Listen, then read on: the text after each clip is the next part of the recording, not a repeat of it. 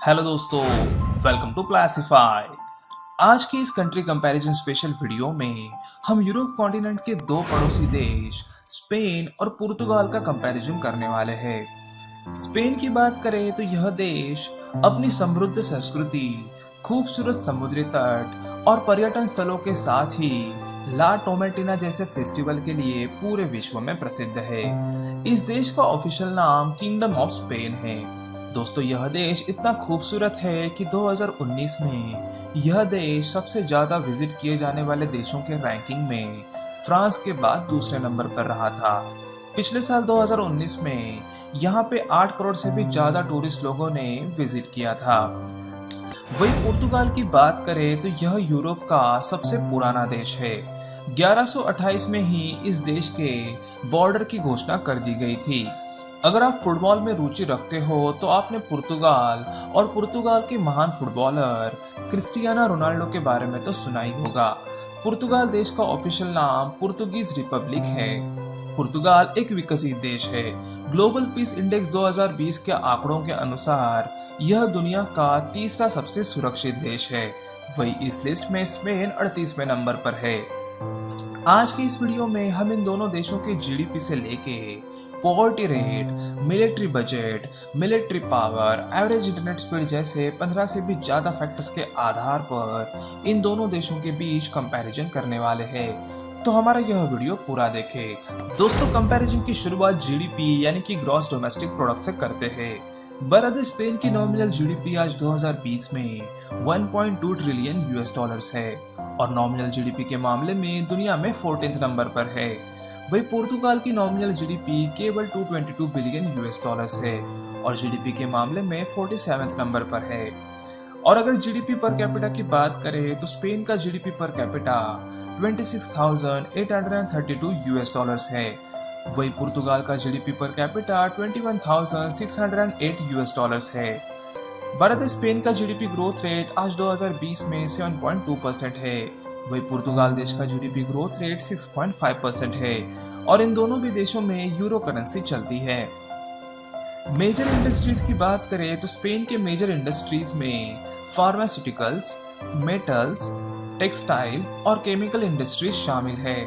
वही पुर्तगाल देश के मेजर इंडस्ट्रीज में टेक्सटाइल, केमिकल्स, फुटवेयर और लेदर इंडस्ट्री शामिल है।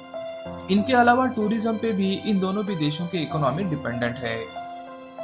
पॉपुलेशन यानी जनसंख्या की बात करें तो स्पेन की कुल जनसंख्या 4.70 करोड़ के आसपास है और पॉपुलेशन के मामले में दुनिया का 30वां सबसे बड़ा देश है। वही पुर्तगाल देश की जनसंख्या आज 2020 में 1.03 करोड़ के आसपास है और पॉपुलेशन के मामले में यह देश पूरी दुनिया का 88वां सबसे बड़ा देश है। और अगर पॉपुलेशन डेंसिटी की बात करें तो स्पेन की पॉपुलेशन डेंसिटी 94 पीपल पर स्क्वायर किलोमीटर है। वही पुर्तगाल देश की पॉपुलेशन डेंसिटी 114.5 पीपल पर स्क्वायर किलोमीटर है। एरिया यानी कि क्षेत्रफल की बात करें तो स्पेन का टोटल एरिया 5,05,990 स्क्वायर किलोमीटर है और एरिया के मामले में यूरोप का चौथा और दुनिया का 91वां सबसे बड़ा देश है। वही पुर्तगाल देश का टोटल एरिया 92,090 स्क्वायर किलोमीटर है और एरिया के मामले में यूरोप का 19वां और दुनिया का 109वां सबसे बड़ा देश है। यानी कि स्पेन पुर्तगाल से लगभग 5 गुना बड़ा है। अगर बॉर्डर कंट्रीज की बात करें तो स्पेन, मोरक्को, अंडोरा, फ्रांस, पुर्तगाल और जिब्राल्टर इन 5 देशों के साथ अपनी बॉर्डर शेयर करता है। वही पुर्तगाल देश के वेस्ट और साउथ में अटलांटिक ओशियन है और नॉर्थ और ईस्ट में यह देश स्पेन के साथ 1214 किलोमीटर की बॉर्डर शेयर करता है। बरद मैड्रिड स्पेन का कैपिटल और सबसे बड़ा शहर है। वही लिस्बन पुर्तगाल का कैपिटल और सबसे बड़ा शहर है। रिलीजन यानी कि मजहब की बात करें तो स्पेन में 62% क्रिश्चियन, 34% एथिस्ट यानी कि 34% स्पेन के लोग किसी भी धर्म का पालन नहीं करते हैं और बाकी के बचे 1 to 2% पॉपुलेशन अन्य धर्मों का पालन करती है। वही पुर्तगाल में 83.3% क्रिश्चियन, 6.8% एथिस्ट और बाकी के 10% बाकी धर्मों का पालन करने वाले लोग यहाँ पे रहते हैं। मिलिट्री बजट की बात करें तो स्पेन का military budget 15.1 billion US dollars है और मिलिट्री बजट के मामले में 19वें नंबर पर है। वही पुर्तगाल का military budget 2.46 billion US dollars है और मिलिट्री बजट के मामले में 57वें नंबर पर है। और अगर ओवरऑल मिलिट्री पावर की बात करें तो स्पेन का पावर इंडेक्स 0.3388 है और ओवरऑल मिलिट्री स्ट्रेंथ में 20वें नंबर पर है। वही पुर्तगाल का पावर इंडेक्स 0.8612 है और ओवरऑल मिलिट्री स्ट्रेंथ में 61वें नंबर पर है।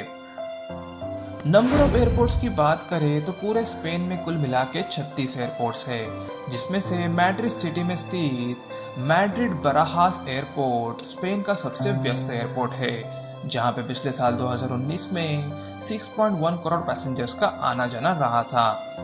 वही पुर्तगाल में केवल 5 ही इंटरनेशनल एयरपोर्ट्स है, जिसमें से पुर्तगाल की कैपिटल सिटी लिस्बन में बसा लिस्बन एयरपोर्ट सबसे व्यस्त एयरपोर्ट है, जहां पे पिछले साल 2019 में 3.1 करोड़ पैसेंजर्स का आना जाना रहा था।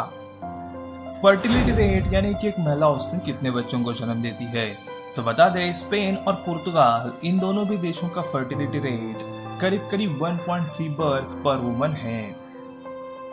आगे लिटरेसी रेट यानी कि पढ़े लिखे लोगों की बात करें तो स्पेन देश का लिटरेसी रेट 93.23% है। वही पुर्तगाल देश का लिटरेसी रेट करीब करीब 99% है। इससे आप अंदाजा लगा सकते हो कि पुर्तगाल में पढ़ाई पे कितना ज़्यादा ध्यान दिया जाता है। लाइफ एक्सपेक्टेंसी रेट यानी कि एक व्यक्ति औसतन कितने साल जीता है, तो बता दें स्पेन का लाइफ एक्सपेक्टेंसी रेट 83.99 ईयर्स है। वही पुर्तगाल का लाइफ एक्सपेक्टेंसी रेट आज 2020 में ऑन एन एवरेज लगभग 82.65 ईयर्स है। अगर इन दोनों विदेशों के बिलियनियर्स की बात करें तो स्पेन में कुल मिला के 24 बिलियनियर्स और 979 मिलियनियर्स रहते हैं। वही पुर्तगाल में 1 बिलियनियर और 118 मिलियनियर्स रहते हैं। दोस्तों पोवर्टी रेट यानी कि गरीबी दर की बात करें तो स्पेन का पोवर्टी रेट 13.7% है। वही पुर्तगाल देश का पोवर्टी रेट 10.3% है, यानी कि 10.3% पुर्तगाल के लोग गरीबी रेखा से नीचे हैं। HDI यानी कि ह्यूमन डेवलपमेंट इंडेक्स की बात करें तो यह दोनों भी देश very high human development index के कैटेगरी में आते हैं। बता दें आज 2020 में स्पेन का HDI 0.893 है। वही पुर्तगाल देश का HDI 0.850 है। एवरेज इंटरनेट स्पीड की बात करें तो एक्मा टेक्नोलॉजीज के आंकड़ों के अनुसार आज 2020 में स्पेन में एवरेज इंटरनेट स्पीड 15.5 Mbps है और एवरेज इंटरनेट स्पीड के मामले में 24वें नंबर पर है। वही पुर्तगाल का एवरेज इंटरनेट स्पीड 12.9 Mbps है और एवरेज इंटरनेट स्पीड के मामले में दुनिया में 36वें नंबर पर है। चलिए दोस्तों आखिर में इन दोनों भी देशों के कुछ इंटरेस्टिंग फैक्ट्स जान लेते हैं। स्पेन की बात करें तो 11वीं सदी से पहले पूरे स्पेन पर मुसलमानों का राज था, लेकिन सन 1238 से कई सारे छोटे ईसाई राज्यों ने एक होकर मुसलमानों से युद्ध शुरू कर दिया और कुछ ही दशक में स्पेन को ज़्यादातर मुसलमानों से आज़ाद करवा दिया। इसके बाद सन 1502 से स्पेन के शासकों ने वहां पर मौजूद सभी मुसलमानों को ईसाई बनने का आदेश दिया और जो कोई ईसाई बनने को तैयार नहीं था उन्हें देश से बाहर निकाल दिया गया। स्पेन में शुरू किए गए पिछले 10 साल के बिजनेस में से करीब करीब 40% बिजनेस महिलाओं द्वारा शुरू किए गए हैं। इससे पता चलता है कि यहाँ की महिलाएं कितनी एडवांस है। स्पेन में टूरिज्म इंडस्ट्री से आने वाली इनकम दुनिया के अन्य देशों के मुकाबले सबसे ज़्यादा है। यहाँ की गवर्नमेंट को साल में 40 बिलियन यूरो सिर्फ टूरिज्म इंडस्ट्री से आता है। स्पेन में आज भी शाही परिवार की बहुत ही इज्जत की जाती है और इसी कारण यदि कोई स्पेन में शाही परिवार का मजाक उड़ाता हुआ दिखता है तो उनको 2 साल की जेल की सजा सुनाई जाती है। स्पेन में बुल फाइटिंग हजारों वर्षों से एक प्रचलित खेल रहा है।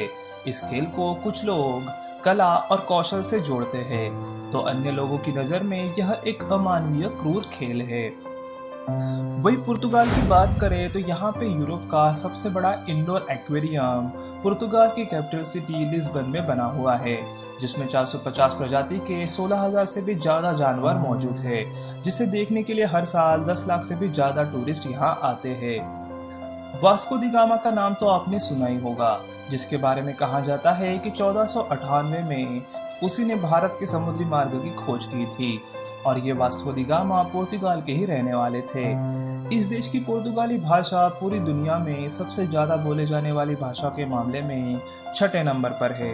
पूरी दुनिया में करीब 236 मिलियन से भी ज़्यादा लोग पुर्तगाली भाषा बोलते हैं। ये भाषा अपने भारत के राज्य गोवा में भी बोली जाती है। दुनिया की सबसे पुरानी किताब की दुकान पुर्तगाल देश की राजधानी लिस्बन में स्थित है। तो दोस्तों, ये था कंपैरिजन स्पेन और पुर्तगाल देश का। आपको कौन सा देश अच्छा लगा, स्पेन या फिर पुर्तगाल? कमेंट बॉक्स में जरूर लिखें। क्वेश्चन ऑफ द वीडियो में आपके लिए आज का क्वेश्चन है कि पुर्तगाल के कैपिटल सिटी का नाम क्या है? अगर आप इस क्वेश्चन का आंसर जानते हो तो नीचे कमेंट बॉक्स में जरूर लिखें। तो मिलते हैं एक ऐसे ही कंपैरिजन वीडियो के साथ एक नई वीडियो में। हमारा यह वीडियो देखने के लिए धन्यवाद।